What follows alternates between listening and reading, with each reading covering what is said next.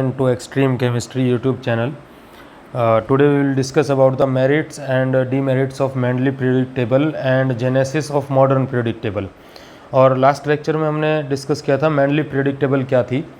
तो हालांकि ये कोई इतना इंपॉर्टेंट पार्ट नहीं है क्योंकि मुश्किल ही बहुत रेयर चांसेस है कि यहाँ से कुछ क्वेश्चंस बनते हैं मेंडलीव पीरियोडिक टेबल से, लेकिन फिर भी अकॉर्डिंग टू सिलेबस हमें ये पढ़ना पड़ता है। तो देखो इसमें पीरियोडिक टेबल के बाद इसमें मेंडलीव पीरियोडिक टेबल के अंदर ये मेरिट्स क्या क्या थी भाई, इसकी मेरिट्स और advantages of Mendeleev periodic table. देखो फॉर द फर्स्ट टाइम ये ऐसा पहली बार हुआ था, all known elements were classified in groups according to their similar properties. क्योंकि इससे पहले जितने भी साइंटिस्ट आए थे वो प्रॉपर तरीके से एलिमेंट्स को अरेंज नहीं कर पाए थे। मेंडलीव एक साइंटिस्ट थे जिन्होंने एलिमेंट्स को एक प्रॉपर एक ईजी वे दिया था पढ़ने के लिए। इसके बाद नेक्स्ट है, It gave encouragement to the discovery of new elements as some gaps were left in it। देखो उस टाइम पे जब मेंडलीव ने पीरियोडिक डिज़ाइन की थी तो उसने कुछ प्लेसेस को जो है इसमें क्या छोड़ा था, एम्प्टी छोड़ा था, और कहा था कि भी यहाँ पे न्यू एलिमेंट्स आके जो डिस्कवर हो सकते हैं। जैसे फॉर एग्जांपल मैं आपसे कहूँ कि जो एल्यूमिनियम है, एल्यूमिनियम के नीचे एक एलिमेंट आता है जिसको हम कहते हैं गैलियम। उस टाइम पे गैलियम वहाँ प्रेजेंट नहीं था, बाद में एल्यूमिनियम के नीचे जो एलिमेंट है गैलियम, इसको बाद में रखा गया। तो ये उसकी पहले से ही प्रिडिक्शन थी। तो उस वक्त जो है एल्यूमिनियम के नीचे कौन रखा गया था, गैलियम। और गैलियम को उस वक्त जो बोला जाता था वो बोला जाता था एका एल्यूमिनियम। एका का मतलब होता है एल्यूमिनियम के जैसा, मतलब गैलियम की जो जनरल प्रॉपर्टी रहेंगी वो एल्यूमिनियम के जैसी ही रहेंगी। इसके बाद एक और एलिमेंट था, जैसे मैं आपसे कहूँ स्कैंडियम। जो स्कैंडियम था भाई, स्कैंडियम के लिए भी जो एलिमेंट जो है उस टाइम पे प्रेजेंट था वो था बोरोन। तो बोरोन को उस वक्त कहते थे एका बोरोन, इसको हम कहते थे एका बोरोन। इसके बाद एक था जर्मेनियम का आप सबको पता होगा GE सिंबल होता है, और इसको उस वक्त बोला जाता था एका सिलिकॉन, इसको एका सिलिकॉन कहते थे। और इसके बाद टेक्नेटियम भी एक एलिमेंट था जिसको मैग्नीज के नीचे रखा गया था, उसको एका मैग्नीज कहते थे भाई।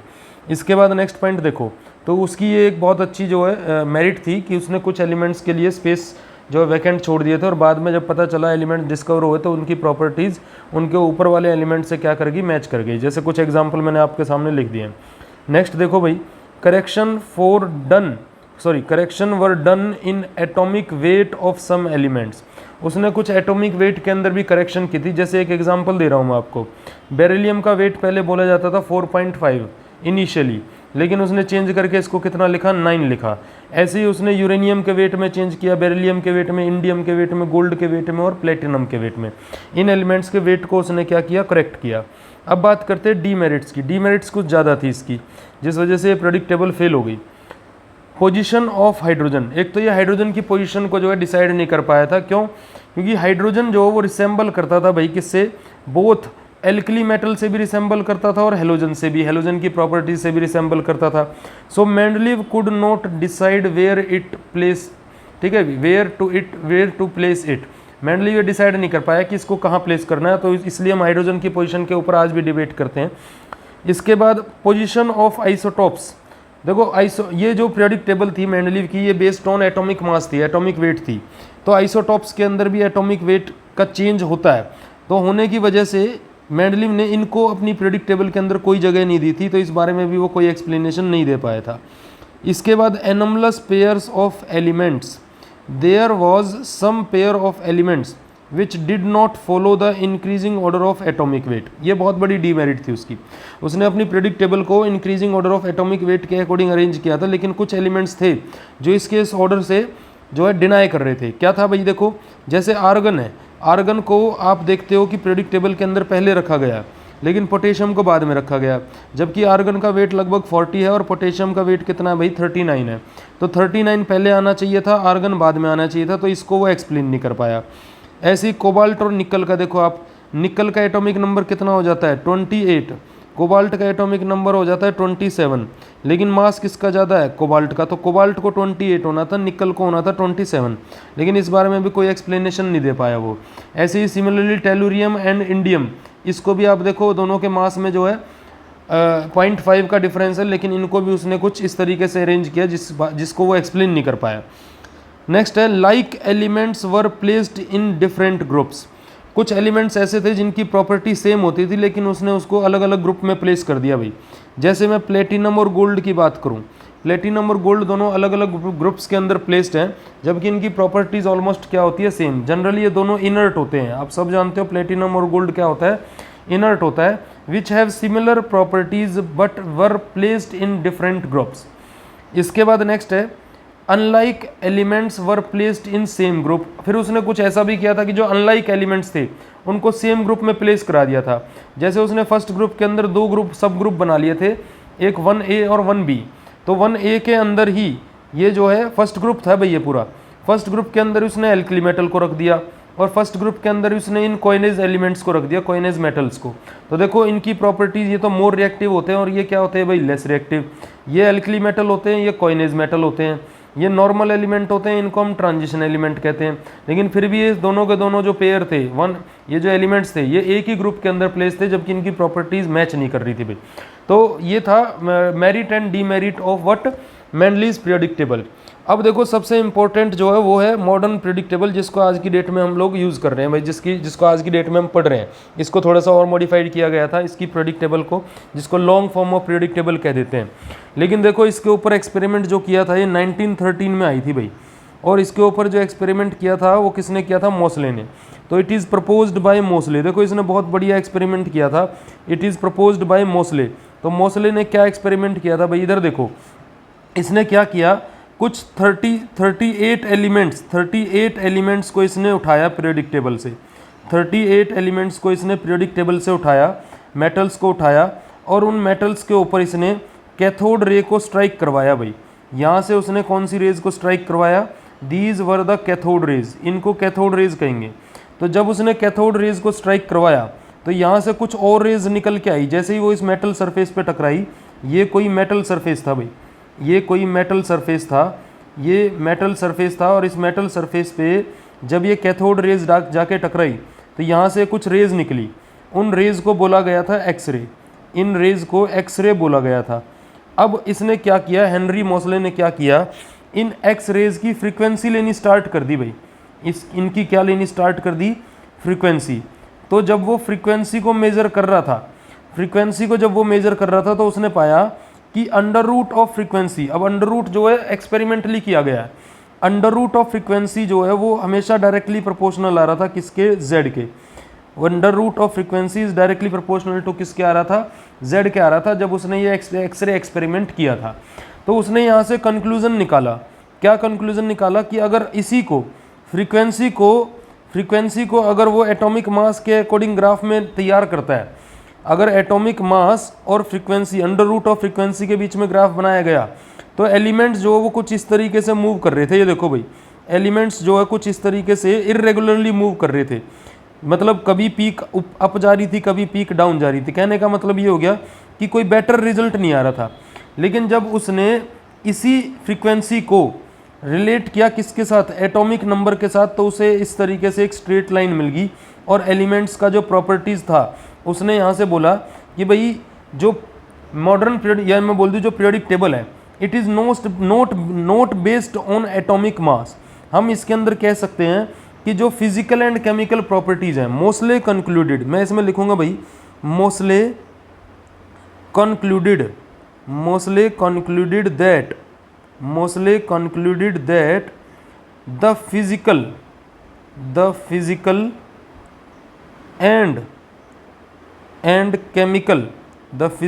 And chemical properties are arranged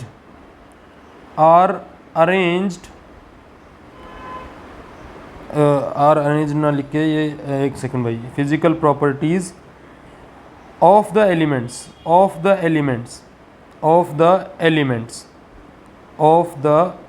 elements are periodic function of their, पहले बोला जाता था एटॉमिक मास, लेकिन अब इसने बोल दिया ऑफ देयर एटॉमिक नंबर। तो इसके बाद फिर उसने ये ग्राफ तैयार किया और उसने बोला भाई एटॉमिक नंबर के अकॉर्डिंग अगर हम अरेंज करते हैं तो जो फिजिकल एंड केमिकल प्रॉपर्टीज़ थी ये भी रेगुलर इंटरवल के बाद क्या हो रही थी भाई, सिमिलर हो जा रही थी।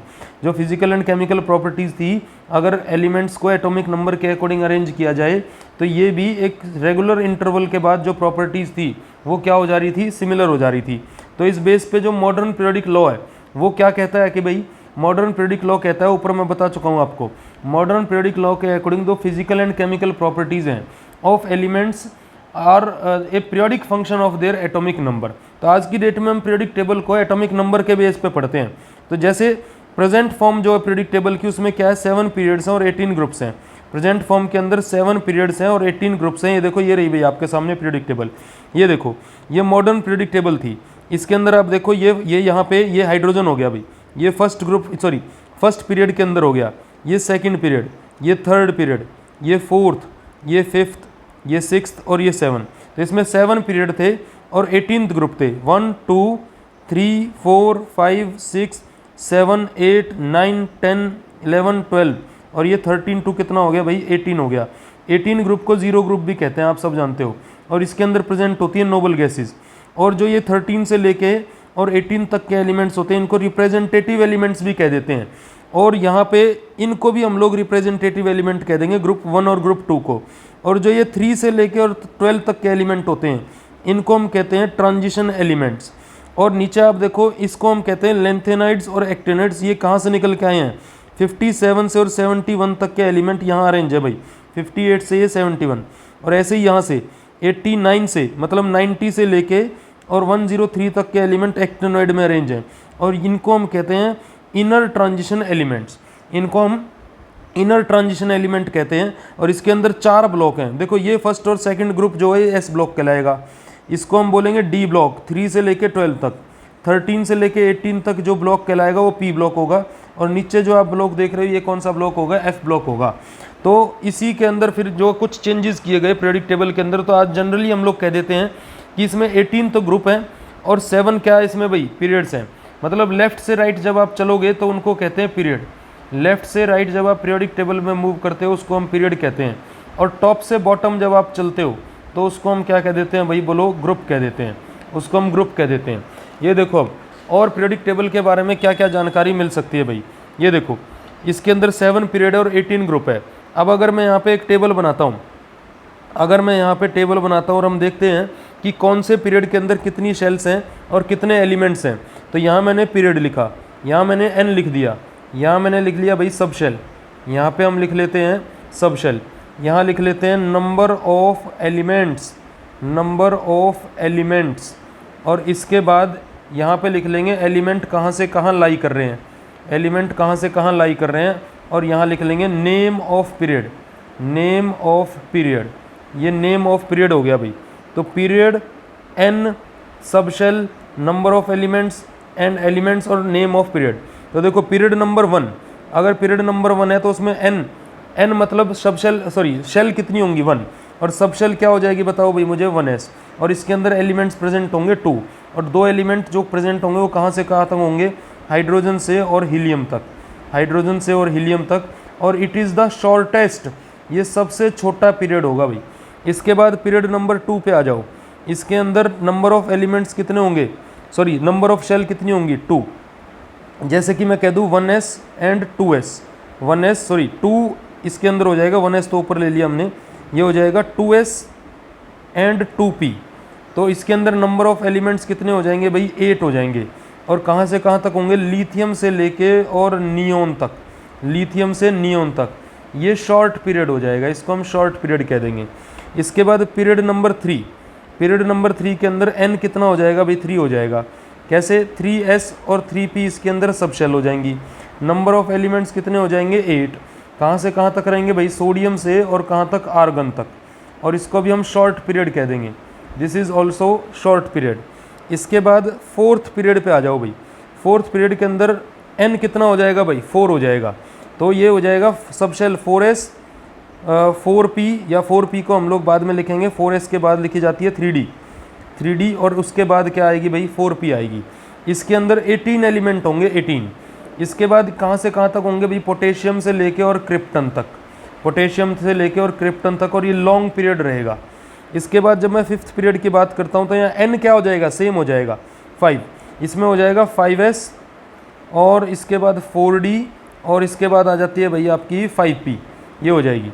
और इसके अंदर जो नंबर ऑफ एलिमेंट्स रहेंगे वो 18 रहेंगे। कहाँ से कहाँ तक रहेंगे भाई, रुबेडियम से लेके और जिनोन तक, रुबेडियम से और जिनोन तक, और इसको हम लॉन्ग कह देंगे, ये भी लॉन्ग पीरियड हो जाएगा। इसके बाद आगे जो पीरियड नंबर रहेगा वो 6th रहेगा। 6th पीरियड में n इज इक्वल टू कितना हो जाएगा, बोलो 6, और ये हो जाएगा भाई 6s 4f 5d and 6p, 6s 4f 5d and 6p। इसमें 32 एलिमेंट्स प्रेजेंट रहेंगे और सीजियम से लेके और रेडॉन तक, सीजियम से और रेडॉन तक, और ये लॉन्गेस्ट रहेगा भाई, ये लॉन्गेस्ट पीरियड रहेगा। और लास्ट पीरियड है 7, इसके अंदर 7n हो जाएगा और ये हो जाएगा 7s 5f। Predict electronic configuration करा चुका हूँ भाई मैं आपको, आप मेरे पिछले वीडियो लेक्चर के अंदर जाके देख सकते हो।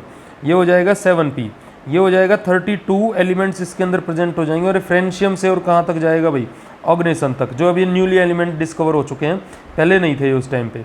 और ये लॉन्गेस्ट पीरियड हो जाएगा, ये भी लॉन्गेस्ट हो जाएगा।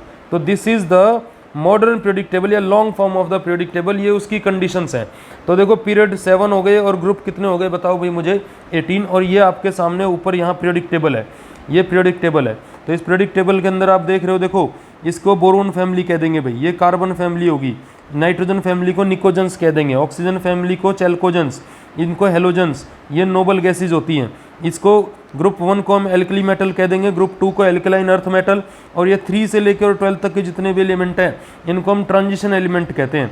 अब पीरियडिक टेबल में कुछ इनर्ट एलिमेंट भी होते हैं भाई, एक तो इनर्ट गैसेज होगी, हीलियम से लेके और ये रेडॉन तक जितनी भी गैसेज हैं ये सारी इनर्ट कहलाती हैं।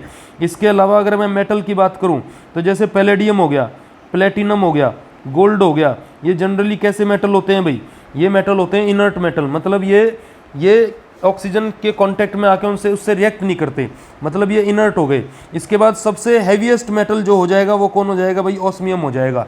कौन हो जाएगा भाई, ऑस्मियम। और ऑस्मियम की जो इलेक्ट्रॉनिक कॉन्फ़िगरेशन के थ्रू अगर हम लोग ऑक्सीडेशन स्टेट देखें, जो आगे डिस्कस करेंगे हम लोग, वो +8 तक जा सकती है। ऑस्मियम एक ऐसा एलिमेंट है जिसकी ऑक्सीडेशन स्टेट कहाँ तक जा सकती है भाई, +8 तक। तो आगे इसके बारे में और डील करेंगे हम, पीरियडिक टेबल के बारे में, वैलेंसी के बारे में पढ़ेंगे। अब इसके अंदर आगे हमें इस चैप्टर में यही पढ़ना है कि लेफ्ट से राइट में साइज़ कैसे वेरी करेगा, टॉप से बॉटम में साइज़ कैसे वेरी करेगा, इलेक्ट्रॉन कौन इजीली से लूज़ कर देगा, इलेक्ट्रॉन कौन इजीली से गेन कर लेगा। तो ये सारी बातें अभी हम अगले वीडियो लेक्चर्स के अंदर पढ़ेंगे। तो यहाँ तक हमने डिस्कस कर लिया genesis of the periodic tables भाई, जितने भी जेनेसिस थे पीरियडिक टेबल के वो सारे हमने डिस्कस कर लिए। ये जनरल इंट्रोडक्शन था पीरियडिक टेबल का। इसके बाद कुछ क्वेश्चंस करेंगे हम, यहाँ से कुछ क्वेश्चंस डिस्कस करेंगे, जो भी क्वेश्चंस इस टॉपिक से या इन टॉपिक से जेनेसिस से बनते हैं उनके क्वेश्चंस को डिस्कस करेंगे हम नेक्स्ट क्लास के अंदर। और फिर आगे चलेंगे मेन टॉपिक्स के अंदर, जहाँ atomic radius, ionic radius, ionisation enthalpy, electron gain enthalpy etcetera, इन टॉपिक्स के बारे में बात करेंगे। तो अभी की वीडियो लेक्चर्स में भाई इतना ही, मिलते हैं नेक्स्ट वीडियो लेक्चर्स के अंदर। Thank you to all of you भाई, thank you to all of you.